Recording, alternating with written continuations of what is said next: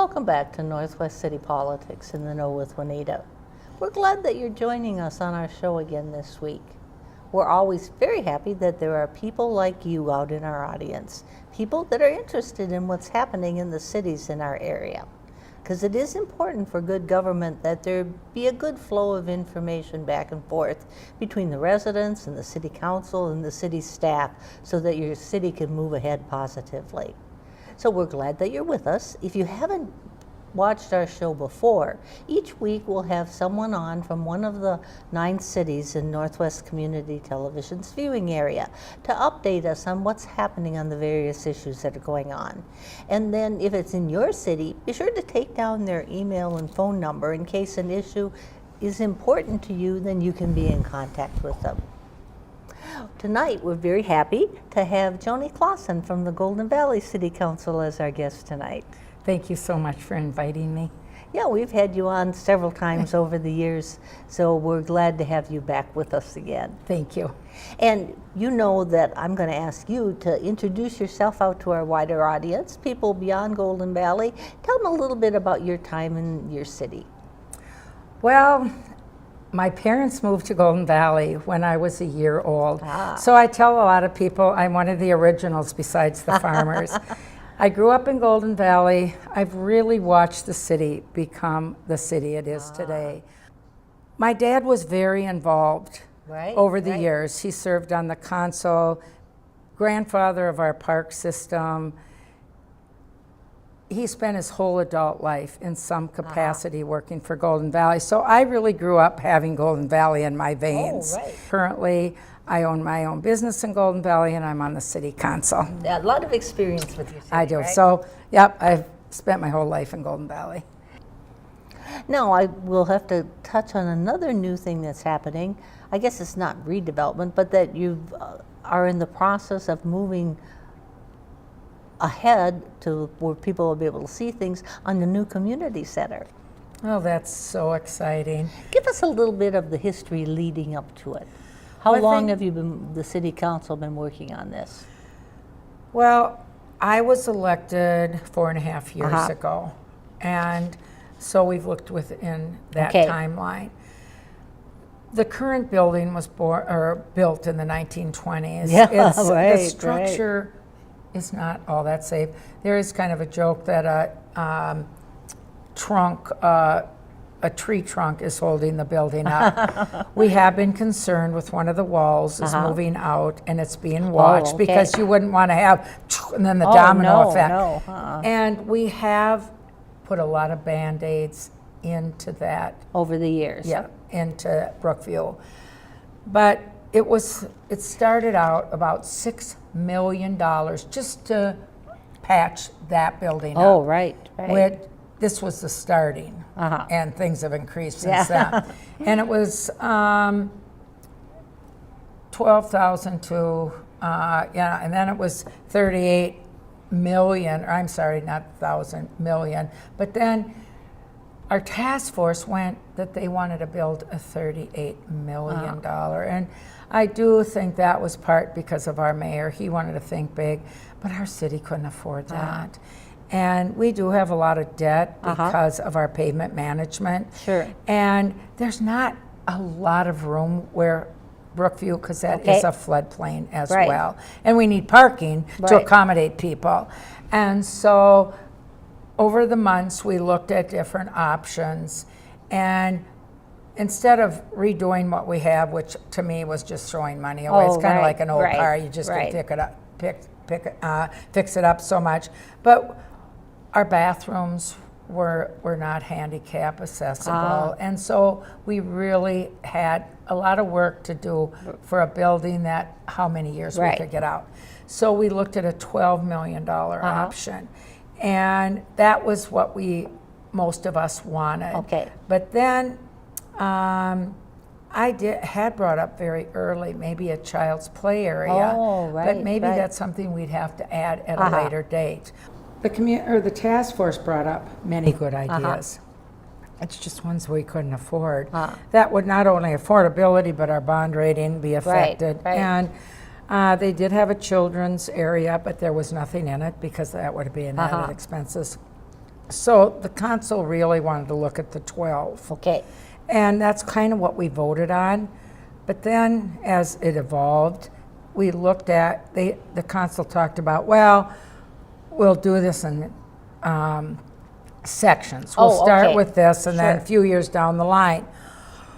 Well, we looked at putting a children's play area because our residents really wanted to see something like that. Right. So then we were looking at 15 and then to put the $18.2 million, putting that child's play area in there. Right.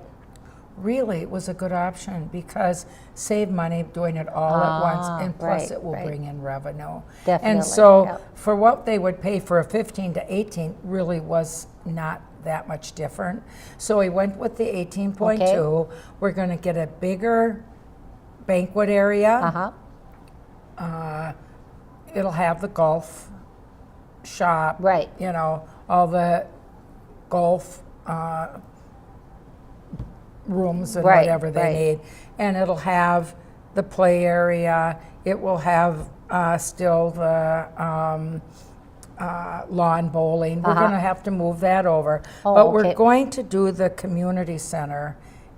And when that's done, we're going to tear down the first one. So you have a continuous place for people. Yes, and there's going to be more parking there, and it really is beautiful. You know, unfortunately, it has raised taxes a little, and there are people that do not go to Brookview. They don't even know where Brookview is. Right. But we're a community, and we all have to support it, and we need this. This is one of our investments. This is part of our infrastructure. We just can't let it go. So it's going to be exciting, and hopefully the community will really love it when it's finished. Right. So now it's at a point where you're ready to break ground, or what's the next steps? Okay. October, we're breaking ground. So now people will start to see things starting to take effect. Now, how long will it take, do you think, to Well, originally we thought maybe 2 years, but they're trying to get it done in 1. And our staff is going to do some of the landscaping, and so they can finish that up. And so we're looking at 1 year. But it'll be a big improvement for your city, it's going to be so exciting.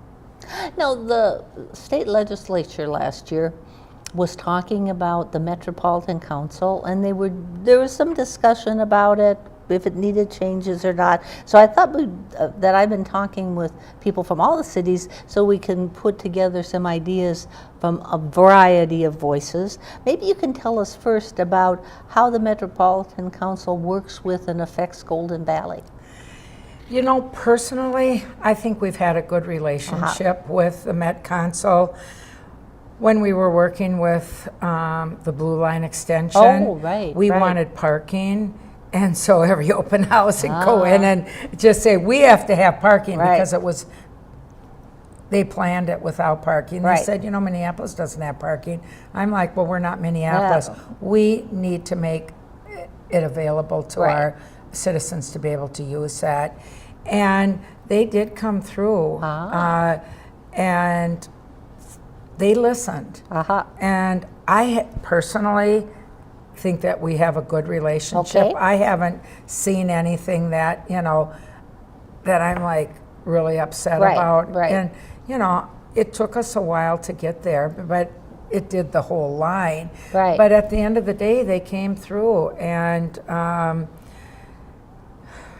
been happy with the work that we've done. Are there any changes that you can see that the council might make? I know they were looking at how they select the people. Maybe you can reflect your thoughts on that. I have heard many of our citizens talk about this. And you know, I have my own feelings too. One is maybe they should be elected. Only because they're such an influential body. And having one party governor and appointing only, I think we have to learn to work together. And I think that the only way we can, we need to have both sides. Now, this is one example when we were doing Botnow. Okay. And we were planning our representatives to attend the different meetings. And we had to name who we wanted to send. Right. And there were people for and a people against. Right. And some on the council were pushing just to have the people for. And I said, that's not right. We need people that are against it too, so we can come and hear both sides. Because we all have to live with it. And I kind of feel like that with the Met Council. There's two sides to every story. And everybody needs put it, and we have to give and take. Our government can do much better in that area too. But they're such an influential body, and I think having them elected would maybe be a wise decision, only because I think there would be less controversy. And the Met Council, one of the important things that the city does with the Met Council is developing a comprehensive plan. Like every 10 years you need to do that, right? Yes, and we're working on that currently. 2018 it'll be due, and so we're in the process of working with our commissions, our planning commission, our department heads, and developing this. And it's really a blueprint for the future. Right. So that whatever happens in the future, you're thinking about it now. Yes, and you know, we've already gone to the Met Council and had some things when, you know, a project comes that doesn't fit into that plan, we have to get approval. But they've been very easy to work with, and we haven't had any problems. But things do change over the years, and what we think today or tomorrow might not really work in 10 years. And the Met Council's been very, you know, I haven't seen that they've been hard to work with. Now, you referenced the water problem at Medicine Lake Road in Winnetka, and people that live in the area probably know that we've had several, 500-year floods, right? More than one. Yeah, every 200 years, yes. Maybe you can describe where does all this water come from?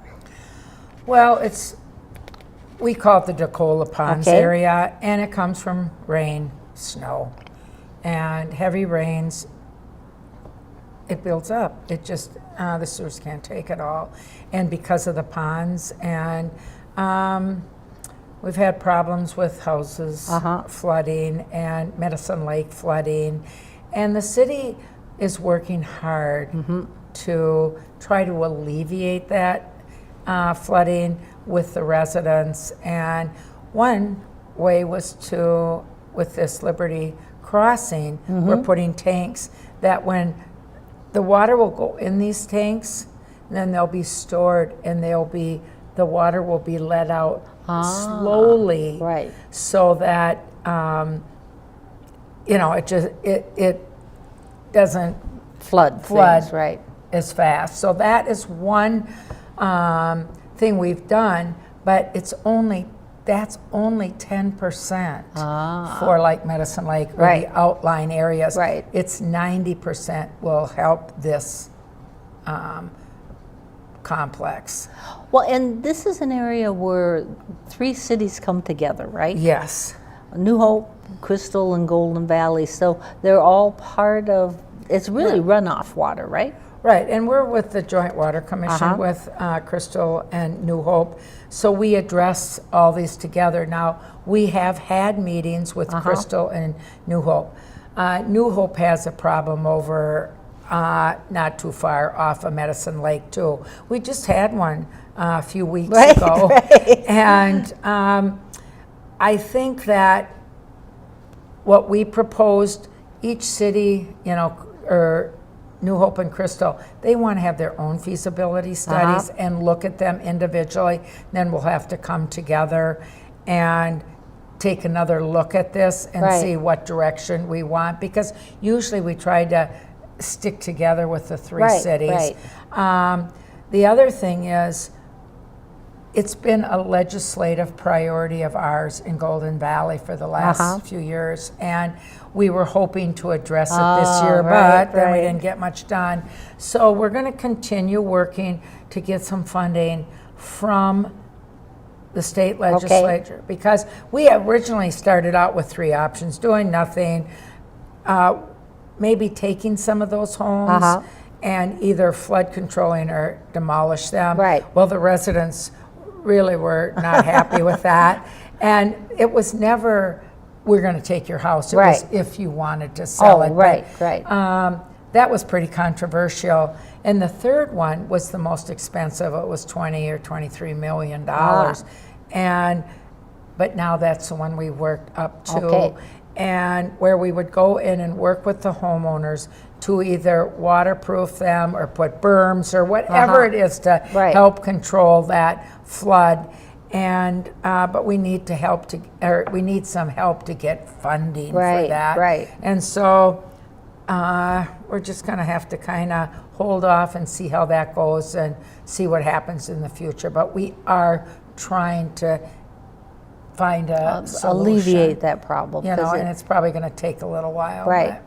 And then the Bassett Creek watershed is part of the process too, right? Yes. You know, there's so many rules and regulations and laws. So there's a lot to think about. So the part of the solution has been bringing the 3 cities together so you can jointly work on it, right? Right. And you know, I really do think our 3 consuls, you know, we've had a little pushback from Crystal because they've already done some of their things. But I do think we have a good working relationship, but we all have our own problems that we have to be concerned with in our own budgets. But we're also the Joint Water Commission, so we kind of have to give and take and work together there too. Certainly. But I think the consuls have done a good job of listening at least, and then taking it home and discussing it with their own consuls and citizens and seeing, you know, in what direction we need to go. Well, and you're moving into kind of a new area, because I think New Hope did it along Boone, is the idea of holding areas for the water. Yes, and new ponding. And, you know, everything takes money. You know, And cities, it's hard, you know? And it was going to be a $20-some million project. So and we just don't have a blank check, you know, when we have a few other things to worry about too. But it's moving forward, and the cities are working on a solution. But like you said, part of it is waiting for the legislature to see how much they can give. And you know, last year, and this is when Tom Burt was our city manager, we had recommended maybe buying some of these homes, and the residents got all upset. They were going to sue, and we never were going to just go take their homes. But you know, they just saw a red dot, my house is gone. And Tom did tell us, you know, we as a city do not have to do anything. If they want to sue, we'll just step back. But the city wants to help these people. Let's find a solution and, you know, help these residents, because there's nothing worse than water and coming home and finding 5 feet of water in your basement. And it's like been a consistent problem over the years with very heavy rain. You know, wasn't that too many years ago? They say, well, once every 200 years you have a big rain. Now seems to, every time you turn around. So, you know, or even more snow, you know, can make a difference. So we'll just, you know, keep working on this. And one of the problems that probably takes a lot of meetings, a lot of talking, a lot of the gathering of information before you find something that all 3 can agree on. Now we were very lucky that the state Senate, had a bus tour that went around. And they did come to the Decola Ponds and look. They came to Golden Valley. They took 3 locations of things from our legislative priorities. So that was a positive, that they thought that was important enough to come and take a look at that. Well, now let's do an update on the Blue Line, Bottineau line, because the color is the way it's going to be described when it's done, but people might probably know more about it from the Bottineau name, which it was early on. Maybe you can tell us right now, where are they in terms of that environmental environmental impact statement? Well, the final one has come out. It's Okay. quite lengthy, actually. But Golden Valley, we don't have a great impact through Okay. ours, no intersections, but we do have some floodplains, wetlands. You know, we have nature areas Oh, yeah. there. Right. So we wanted to make sure we looked at all of that and what would be done. Bassett Creek, Grimes Pond, you know, how that would be affected and what is going to be done. Right. We also have power lines, big power lines that will have to be moved. They will be moving the rail line over and adding the 2 others, and it is in a nature area. Okay. So we have 13 homes. I think it's about 13 homes on Aquana Way or whatever. And how are we going to shield those homes from, because it's really right across the street. Okay. And that was in our resolution of support, that would be addressed. If it's natural, or I don't really want a wood wall, I would like more of a cement, a nicer wall that those people would have to look at.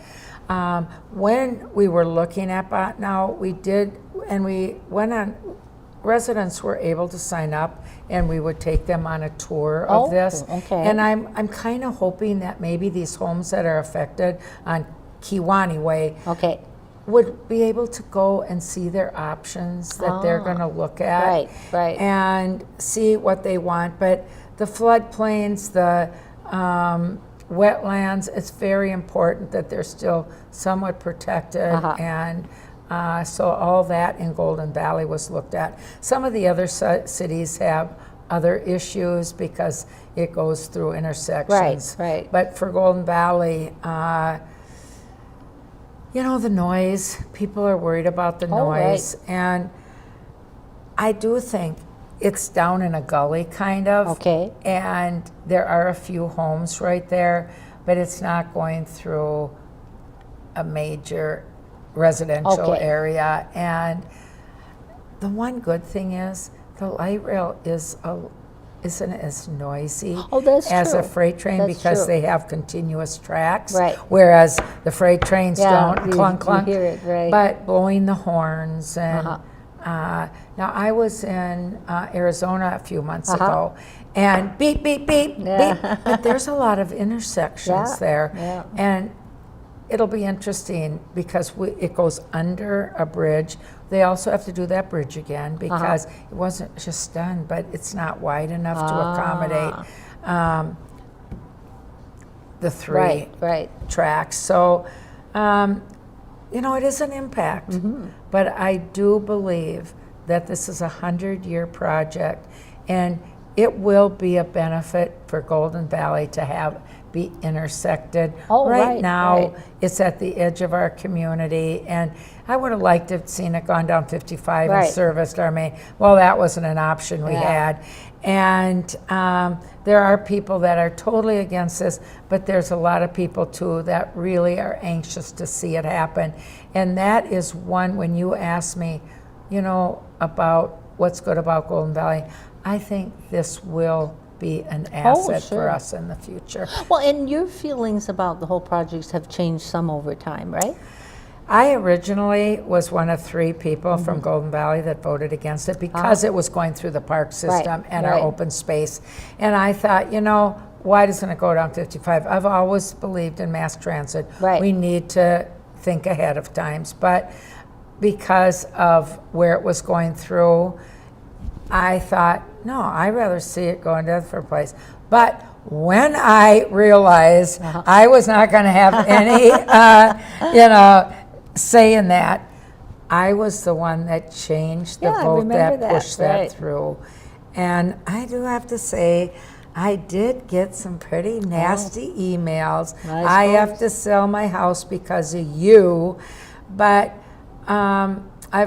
was also a big advocate, like I said, of making sure the people we put on the different committees were from both sides, and that we could come together for, you know, because it is an impact. There's no doubt about it. It is a change, and change is very hard for people. It is.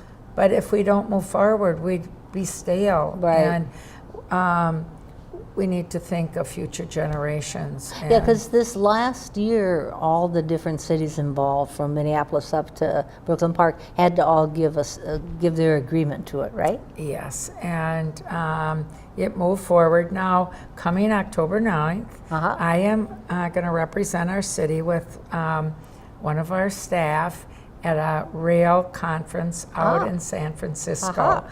And I'm excited to go. I did say, I'm not a sitter, I used to be a FIAD teacher, so sitting all day, I hope they move us around, but I'm really expecting to learn a lot, and I think it'll be a great experience. So in contrast to the Southwest one, the Botno Blue Line is moving along. It is moving along, but we also have to get federal funding and state funding, which the Southwest has now been federally approved. But we haven't done very good at the state, and they're 10%.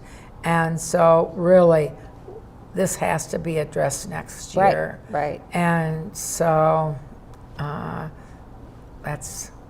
just have to wait and see. That's an important area. And with an election coming up, that could be good, bad, or we don't know yet. Yeah, see what happens in the fall election. See what happens, yes. But it isn't, there's a significant number of cities that are directly affected by this, plus the whole pattern of transportation needs a variety of ways to solve the traffic problems. Well, even since I've been on the council, and I've been with, on this issue since I was elected. Brooklyn Park was very against this, and they did ask me to ride Hennepin County with them, and they were really quite negative. But I think they've mellowed a little bit. I think both Hennepin County, the Met Council, has been very good with working with the cities. And I said about the parking, I was adamant about that parking. If we didn't get it, I don't think I could have, because it's not walkable. I don't live far, but I'm not walking home at 10 o'clock in the dark. I walk my dog over there now, but during the day. That's a different thing, And because it's down in the gully, it's dark. And, they say they're going to have cameras, but you wonder about safety. And, so parking, I think, is going to add a big safety factor to this, because there'll be activity there. And they're going to have it at a, like on levels. And it's not going to be totally accessible, but you will be able to see so much better. Well, I want to thank you so much for sharing all these things about Golden Valley with us and our audience. Remember, if you're from Golden Valley and any of these issues are important to you, be sure to call or email Joanie Clausen and work with her on the issues. We're glad you're with us, and we hope you'll join us next week. Bye. Thank you.